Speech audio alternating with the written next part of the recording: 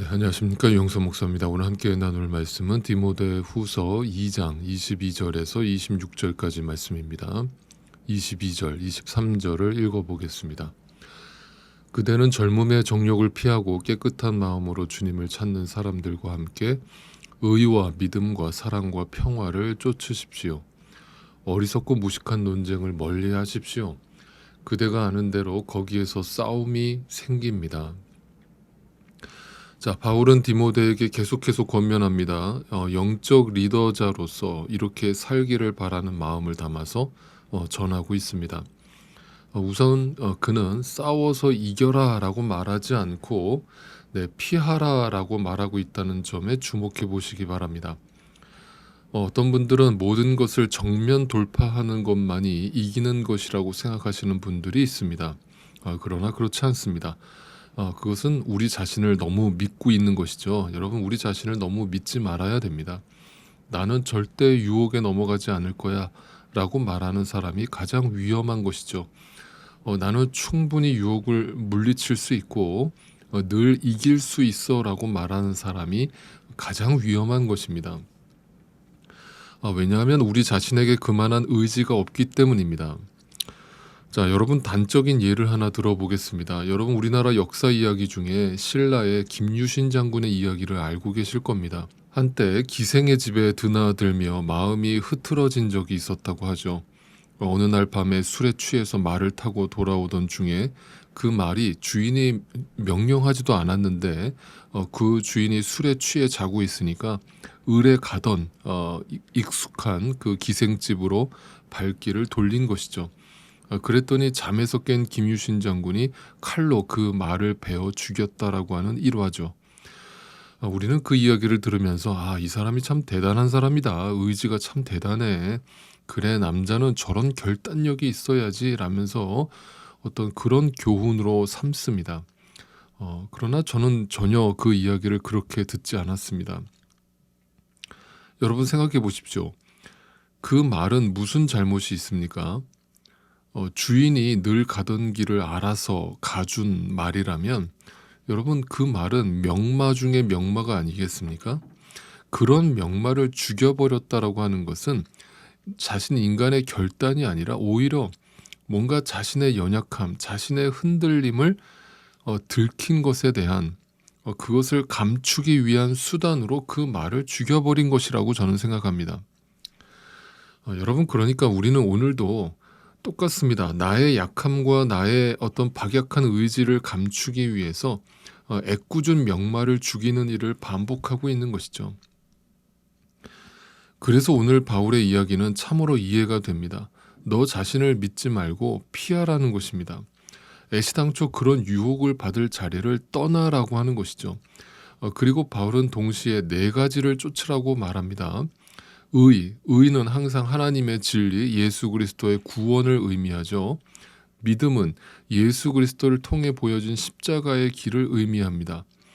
사랑은 우리 인간에게서는 절대 나올 수 없는 하나님의 놀라운 사랑, 예수 그리스도의 십자가 사랑을 의미합니다. 평화는 하나님과 우리 사이에 깨어진 관계가 예수 그리스도로 인해서 회복된 하늘로부터 주어진 참된 평화를 의미하죠. 전부 다 눈에 보이는 것이 아닌 본질의 신앙을 의미합니다. 그래서 성령의 열매도 가시적인 열매가 아니라 사랑, 기쁨, 평화, 인내, 친절, 선함, 신실함, 온유, 절제라고 하는 것을 성경이 말하고 있죠. 이것은 각각 다 분리된 어떤 덕목을 말하는 것이 아니라 성령께서 우리 안에 계신다면 하나의 생명으로 자라나게 하시는 그 예수 그리스도의 성품을 닮아가게 하실 것이다 라는 뜻이죠. 자, 이것은 어떤 우리의 의지의 노력의 결과가 아니라 성령의 임재하심을 통해서 주어지는 말 그대로 결과인 것입니다. 우리의 의지로 만들어낼 수 있는 것이 결코 아니라는 뜻이죠. 다시 말하면 사도 바울은 바로 그 본질을 쫓아라, 성령을 의지하라, 그것을 추구하라, 그것을 사모하라, 그것을 구하라 라는 바울의 권면인 것입니다. 그러면서 어리석고 무식한 논쟁을 피하라 라고 말합니다. 말 그대로 어떤 신앙의 본질과는 전혀 상관없는, 전혀 중요하지 않은 비본질적인 문제로 교회 안에서 논쟁하지 말라는 것입니다. 그것 때문에 결국 감정이 상하고 싸움이 일어나고 교회를 분란 속에 빠뜨릴 것이 자명하기 때문입니다. 네, 때로는 침묵이 신앙인 것이죠. 자, 24절 계속 읽어봅니다. 주님의 종은 다투지 말아야 합니다. 그는 모든 사람에게 온유하고 잘 가르치고 참을성이 있어야 하고 반대하는 사람을 온화하게 바로잡아 주어야 합니다. 그렇게 하면 아마도 하나님께서 그 반대하는 사람들을 회개시키셔서 진리를 깨닫게 하실 것입니다. 때로는 하나님께서 나에게 먼저 진리를 허락하셨다는 것이 나의 의, 나의 어떤 정당함을 나타내는 것은 결코 아닙니다. 이 말을 좀 쉽게 드리면, 간혹 가다가 먼저 나는 그 진리를 깨달았다라고 하시는 분들 중에 그것을 마치 나만 특별한 사람인 양, 네, 그렇게 어떤 너는 왜 이걸 아직도 모르느냐는 식으로 이야기하시는 분들이 생길 수 있습니다. 그리고 그것을 아직 보지 못하는 사람들을 굉장히 답답해하고 이렇게 대놓고는 말 안 하더라도 마음속으로 이렇게 정죄하는 마음이 담아질 수도 있는 것이죠. 그래서 다툼이 일어나고 말다툼이 일어나고 그로 인해서 어떤 감정 싸움으로까지 번지는 이런 일들이 벌어질 수 있는 거예요. 그래서 바울은 뭐라고 얘기하냐면, 누군가와 다툰다라고 하는 것 그 자체가 부끄러운 것이므로 그것은 아직도 내가 죽지 않았다는 증거가 되기 때문에 다투지 말라는 것이고, 모든 사람에게 온유하고 그것을 말씀으로 잘 가르치고 참을성 있게 기다려 주어야 한다는 것을 말합니다. 네, 때로는 그 사람이 전혀 그 진리의 말씀을 못 알아듣고 전혀 자기 멋대로 한다 할지라도 기다려 주라는 것이죠. 25절에 반대하는 사람을 온화하게 바로 잡아 주어야 해요. 그 반대한다는 것은 내 뜻에 반대한다는 게 아니라 하나님의 말씀을 못 알아듣는 사람을 말하는 거예요. 그 사람을 온화하게 기다려 주어야 한다는 거예요. 그렇게 하면 아마도 하나님께서 그 진리에 벗어나 있는 사람을 회개시켜서 그 진리를 깨닫게 하실 것이다. 다시 말하면 내 노력과 의지로 그 사람을 변화시킬 수 없다는 뜻입니다. 하나님이 계획이 있다는 거예요.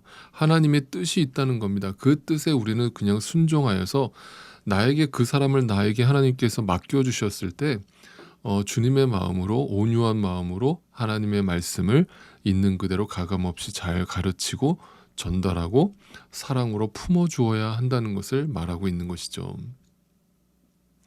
즉 내가 하려 하지 말고 주님이 하게 하시라는 것입니다. 26절, 그들은 악마에게 사로잡혀서 악마의 뜻을 쫓았지만 정신을 차려서 그 악마의 올무에서 벗어날 것입니다.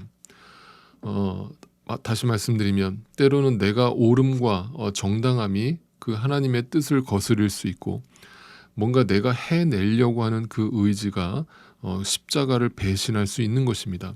그러니까 항상 우리는 조급해지면 안 되는 것이고 참아야 하고 기다려야 하고 하나님의 뜻을 기다려야 하는 것입니다.